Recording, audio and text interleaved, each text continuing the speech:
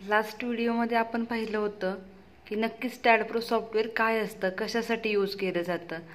तर आज आपण पाहूयात ह्यामध्ये प्रोजेक्ट कसा केला जातो.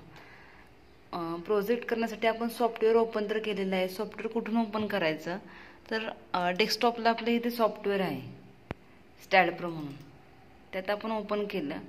ह्याच्यामध्ये न्यू प्रोजेक्ट म्हणजे आपल्याला नवीन जर काही करायचं असेल काम तर आपण न्यू प्रोजेक्ट सिलेक्ट करायचं. जर आपण काही केलेलं काम असेल त्याच्यामध्ये आपल्याला कंटिन्यू काम करायचं असेल तर आपण यातून ते बघायचं फाईल कोणती आहे आपली आणि त्यातून ओपन करायचं, किंवा इथूनही आपल्याला करता येतं ओपन प्रोजेक्टमधून. तर आपण आज नवीन प्रोजेक्ट बघूयात काय करायचं ते, कारण आपण बेसिकपासून शिकतोय ना, त्यासाठी आपण न्यू प्रोजेक्ट घेतला. न्यू प्रोजेक्ट घेतलं की ह्याच्यामध्ये स्पेसवर क्लिक करायचं. स्पेस झालं की खाली असतात युनिट, फूट असतं, इथे इंच असते, मिलीमीटर वगैरे, पण आपण जनरली मीटर आणि किलो न्यूटन ह्यात काम करतो. तर आपण मीटर आणि किलो न्यूटन सिलेक्ट केलं, देन आपण नेक्स्ट करूयात. ओके, नाही स्ट्रक्चरचं नाव म्हणजे आपला फाईलचं नाव टाकायचं. इथे फाईलचं नाव आपण काहीतरी XYZ टाकूयात. एक मिनिट, फाईलचं नाव आपण ह्याच्यामध्ये टाकलं.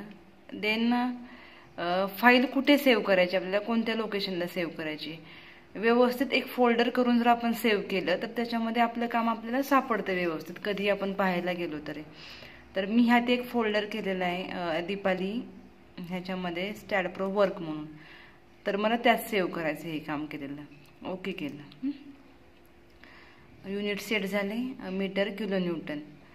आपण जनरली ह्यातच काम करतो कायम. देन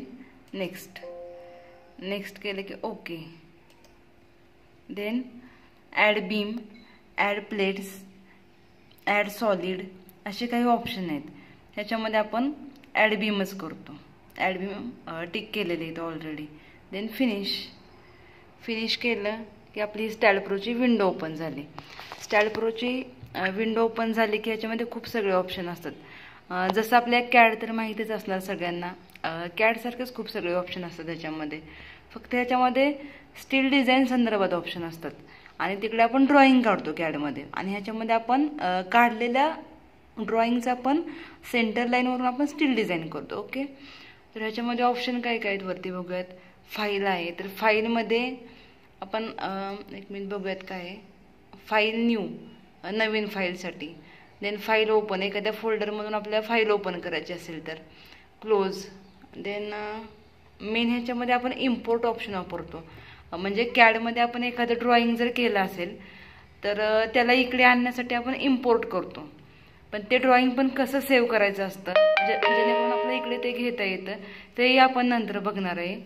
पण ह्यातला मेन ऑप्शन असतो इम्पोर्ट आणि सेव्ह असतो. केलेलं काम आपण सेव्ह करण्यासाठी सेव्ह आणि इम्पोर्ट आपण जास्त करून वापरतो ह्याच्यामध्ये, सेव्ह ॲज आणि इम्पोर्ट. देन नेक्स्ट आहे एडिट.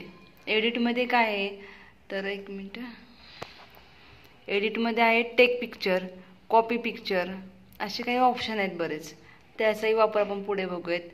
आज आपण जस्ट बघतोय टूलमध्ये काय काय असतं ह्याच्या. देन व्ह्यू असतं इथे, हे सगळे टूल आहेत बघा इथे. देन सिलेक्ट, नोड वगैरे ते आपण पाहूयात नंतर काय असतं त्याचं. देन ॲनालिसिस वगैरे हे सगळं आहे इथे. आता ह्यात आपण पाहूयात इथे वेगवेगळे कर्सर असतात. तर ह्याच्यामध्ये हा कर्सर असतो नोड कर्सर. नोड जे काही असतात ते सिलेक्ट करण्यासाठी आपण नोड कर्सर वापरतो. हा असतो बीम कर्सर, बीम सिलेक्ट करण्यासाठी. देन हा असतो प्लेट कर्सर, म्हणजे प्लेट सिलेक्ट करण्यासाठी. ओके, असे हे सगळे कर्सर असतात वेगवेगळे. जर आपल्याला नोड सिलेक्ट करायचे असेल ड्रॉइंगमधले तर आपल्याला नोड कर्सरच घ्यावा लागतो. दुसऱ्या कोणत्याही कर्सरनं आपण नोड सिलेक्ट करू शकत नाही. देन बीम जर आपल्याला सिलेक्ट करायचे असतील तर आपण बीम कर्सरच घ्यावा लागतो. प्लेटसाठी प्लेट कर्सरच घ्यावा लागतो. ते कसे घेतात ते आपण पुढे बघूयात हळूहळू. त्याच्यानंतर इथेही काही टूल्स आहेत बघा, त्याचाही वापर कसा आहे ते आपण प्रॉपर जेव्हा ड्रॉइंग करणार आहे तेव्हाच आपल्याला समजेल की त्याचा वापर आपण कसा करूयात, कसा केला जातो. ओके, ठीक आहे. तर आपण बघितलं विंडो कशी असते स्टाईल प्रोमधली. तर आपण नेक्स्ट व्हिडिओमध्ये ड्रॉइंग एक छोटंसं काढून बघूयात, नोड वगैरे क्रिएट करून बघूयात. ठीक आहे, ओके.